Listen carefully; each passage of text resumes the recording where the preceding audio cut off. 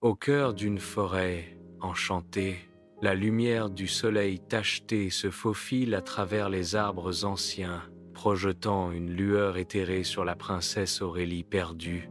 Loin de la sécurité de sa suite royale, Aurélie apparaît seule, sa vulnérabilité étant accentuée par la surveillance silencieuse de la forêt. Chaque bruissement de feuilles sonne comme un secret chuchoté, chaque ombre un chemin caché, alors qu'Aurélie s'aventure plus profondément dans l'inconnu. La beauté de la forêt cache son mystère, et la détermination d'Aurélie est mise à l'épreuve alors qu'elle cherche un moyen de revenir dans le monde qu'elle connaît. Une brise soudaine agite les feuilles, emportant avec elle un faible murmure d'espoir, poussant Aurélie à avancer dans sa quête.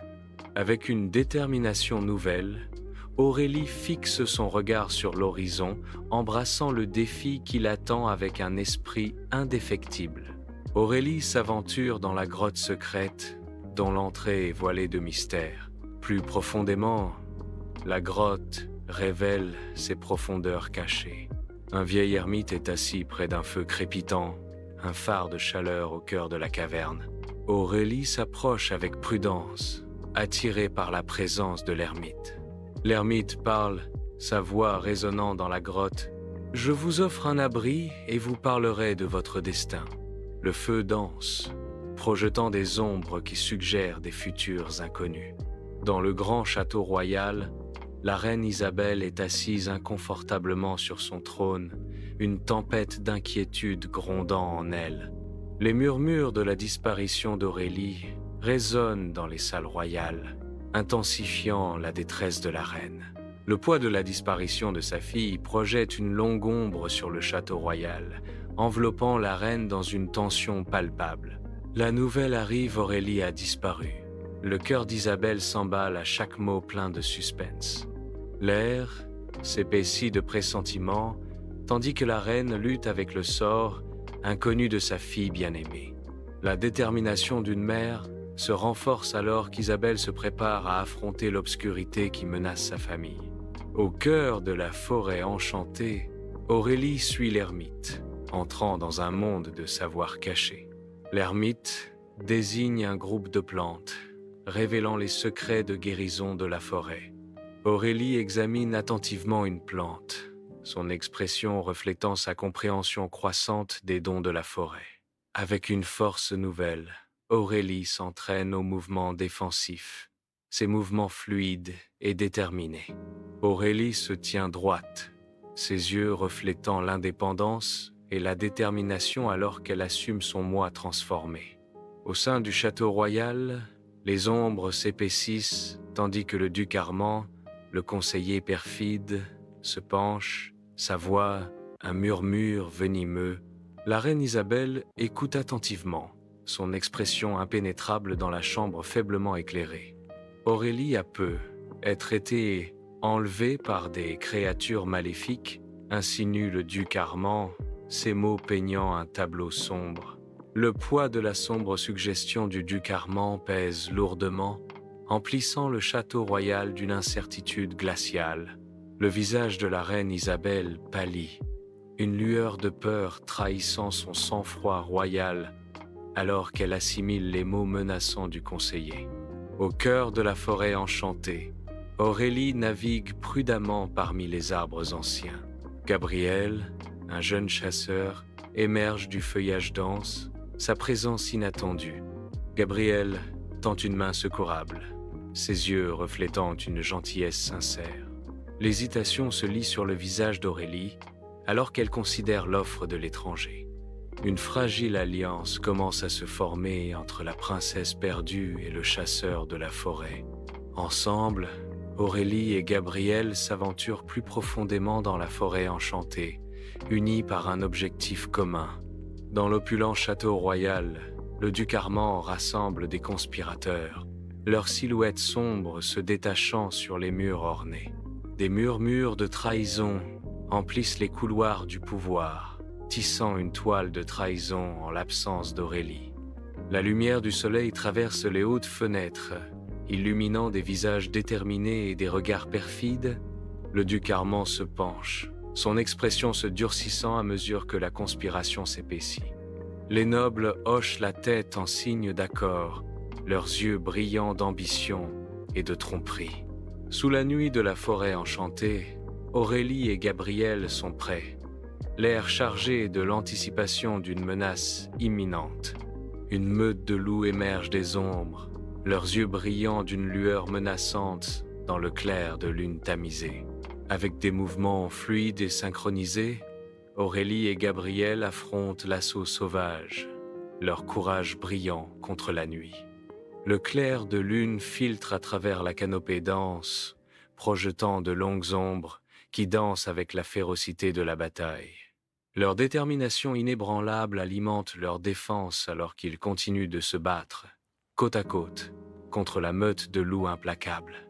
Au cœur d'une grotte secrète, un rayon de soleil solitaire perce l'obscurité, révélant des particules de poussière tourbillonnant dans une danse silencieuse.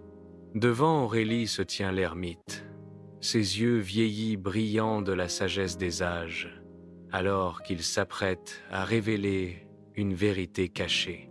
D'un geste de sa main noueuse, l'ermite dit « Vous possédez un pouvoir magique dormant, Aurélie. Il est en vous, attendant d'être éveillé. » Sa voix résonne avec conviction alors qu'il exhorte « Accepte-le, Aurélie. Accepte ta destinée. » Dans les plaines, l'armée du duc Armand se rassemble, une force étincelante prête à l'assaut. L'armure brille, les armes scintillent. Une mer d'acier attend l'ordre. Le château se profile au loin, ignorant la tempête qui va éclater. L'anticipation est forte alors que l'armée se prépare à déchaîner sa fureur. En attendant le signal, les soldats se tiennent comme un front uni de destruction imminente. Au cœur du château royal, la reine Isabelle découvre un complot perfide, son monde basculant sur son axe. Le poids de la trahison l'écrase alors que le sinistre complot du duc Armand est révélé. Son visage se contorsionne dans un mélange de choc et de profonde déception, chaque émotion étant profondément gravée dans son expression. L'environnement opule du château ressemble désormais à une cage dorée, la piégeant dans un réseau de tromperies. Sa confiance brisée, la reine Isabelle est aux prises avec la gravité de la tempête imminente. Sous le voile de la nuit, Aurélie et Gabriel émergent au bord de la forêt enchantée, leurs yeux s'écarquillant devant le spectacle qui s'offre à eux. Les formidables portes du château se profilent, un contraste saisissant avec la beauté éthérée de la forêt enchantée. L'armée du duc Armand s'agite avec une intention menaçante, prête à percer l'ancienne forteresse. Les torches vacillent, projetant des ombres dansantes qui suggèrent le chaos imminent. Aurélie et Gabriel échangent un regard, la gravité du moment s'installant lourdement entre eux. La scène est prête pour une nuit de conflit. Dans le grand hall du château royal, la reine Isabelle se tient droite, son regard perçant se fixant sur le duc Armand. L'air crépite d'une tension tacite, épaisse comme un orage imminent, tandis que les courtisans retiennent leur souffle. Chaque courtisan comprend que, en ce moment chargé, le sort du royaume est en jeu de façon précaire. La lutte pour le pouvoir commence. À travers la plaine ouverte, l'armée du duc Armand avance, leurs armures sombres brillant d'une manière menaçante. Aurélie se tient debout, défiante, son pouvoir magique augmentant alors qu'elle se prépare à défendre son royaume. Une vague d'énergie scintillante jaillit d'Aurélie, se précipitant vers l'armée en approche. La force magique frappe les premières lignes, dispersant les soldats et perturbant leur avancée. Le duc Armand regarde avec incrédulité ses forces être repoussées par le pouvoir d'Aurélie. Aurélie est victorieuse, son royaume en sécurité sous le bouclier de sa magie. Dans le grand château royal, le règne de terreur du duc Armand prend fin brusquement. Les gardes le saisissent, sa puissance n'est plus qu'un souvenir. La reine Isabelle s'avance, son soulagement évident. With grace and gratitude, Queen Isabelle turns to Aurélie. Aurélie, merci pour ton courage et ta loyauté. Aurélie se tient debout, son courage ayant sauvé le royaume. Le château royal pousse un soupir de soulagement collectif. Son avenir est assuré. Sous la lumière vive du jour, Léa se tient prête dans la cour du château, son épée d'escrime brillant. Son visage se durcit avec détermination, elle est prête à démontrer sa force. Elle s'élance en avant avec l'épée, une démonstration de précision et de puissance. Ses mouvements sont précis, chaque coup témoignant de son dévouement. Léa termine son entraînement, sa posture rayonnant la confiance et la détermination. Au cœur de la bibliothèque royale, Léa découvre un livre ancien, dont les secrets sont sur le point de modifier le destin de son royaume.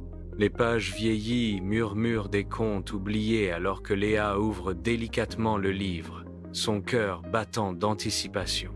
L'intrigue danse dans les yeux de Léa, alors qu'elle déchiffre les vérités cachées gravées dans l'écriture usée par le temps. Un secret révélé, la détermination de Léa se renforce, la lançant sur la voie pour démêler les mystères liés au destin de son royaume. Poussée par une connaissance nouvelle, Léa commence son enquête, chaque pas résonnant dans les couloirs silencieux de la bibliothèque. Léa, vêtue d'habits de paysanne, entre dans le village, une étrangère parmi les siens. Le village se dévoile devant elle, un tableau saisissant de difficultés et de négligence. La pauvreté s'accroche à chaque coin de rue, un témoignage silencieux d'une injustice invisible. Chaque visage raconte une histoire de lutte, gravant des lignes de tristesse et de résilience. Léa jure de découvrir la vérité, d'apporter la lumière dans ce monde obscurci. Léa, saisie par des gardes traîtres, est traînée au cœur noir du donjon. La lourde porte de fer claque, enfermant Léa dans l'étreinte froide et humide du cachot. Les torches vacillent, projetant des ombres dansantes qui se moquent du désespoir de Léa. L'eau ruisselle sur les murs de pierre, chaque goutte faisant écho à la perte d'espoir dans le cœur de Léa. Dans l'obscurité oppressante, l'esprit de Léa vacille comme une braise mourante. La cour du château bourdonne de l'énergie d'un tournoi, les bannières claquent, la foule applaudit. Une silhouette émerge des ombres, Léa, s'échappant de son enfermement pour défier l'ordre établi. Léa, déguisée parmi les concurrents, s'avance, sa présence attirant l'attention. Avec une emphase, Léa révèle sa véritable identité, sa voix résonnant d'accusations de corruption. À l'intérieur de la grande salle du trône, la princesse Zara incarne la défiance. Les yeux de Zara brillent de détermination, un contraste saisissant sur la toile de fond ornée. La détermination de Zara se renforce, sa voix résonnant d'une résolution inébranlable. Je choisirai mon propre destin. Sa déclaration résonne, emplissant la salle du trône de son esprit indomptable. La défiance de Zara se consolide, un phare d'autodétermination contre la tradition. La silhouette solitaire de Zara se détache sur le désert infini alors qu'elle s'échappe du château. Sous le soleil implacable, Zara traverse la terre aride et inhospitalière. Zara rencontre des nomades, leurs visages burinés et leurs yeux sages, reflétant l'esprit du désert. Les nomades enseignent à Zara les voies du désert, lui transmettant des leçons de résilience, d'autonomie et la véritable signification de la liberté. Au cœur de la nuit du désert, Zara s'arrête, sentant une présence invisible. Une oasis cachée se révèle, scintillant au clair de lune. Zara s'agenouille près de l'eau tranquille, son reflet se miroitant dans ses profondeurs. Les doux sons de l'oasis enveloppent Zara, apportant un sentiment de sérénité. Zara trouve la paix, embrassant la solitude tranquille de son sanctuaire désertique. Zara retourne au château royal, son arrivée annonçant une nouvelle ère d'espoir. Le royaume observe Zara s'avancer, sa présence rayonnant de sagesse et de force. Grâce au conseil de Zara, le royaume commence à prospérer, la paix s'installant sur le pays. La prospérité fleurit sous son règne, transformant la vie de son peuple. La sagesse de Zara assure un avenir d'unité et d'abondance pour tous. Sous le regard bienveillant du soleil, Aurélie, Léa et Zara convergent dans les jardins royaux, leurs esprits portés par la promesse de la camaraderie. Le cœur d'Aurélie se gonfle d'affection alors qu'elle s'exclame « C'est si bon de vous voir tous les deux. Je me sens si pleine d'espoir quand nous sommes ensemble. » Léa fait écho à son sentiment, sa voix débordant de conviction. « Moi aussi, Aurélie. Il y a tellement de choses que nous pouvons accomplir lorsque nous nous soutenons. » Zara hoche la tête en signe d'accord, son regard résolu alors qu'elle déclare « Absolument. Notre courage et notre détermination sont nos plus grandes forces. Nous pouvons créer un monde meilleur, je le sais. »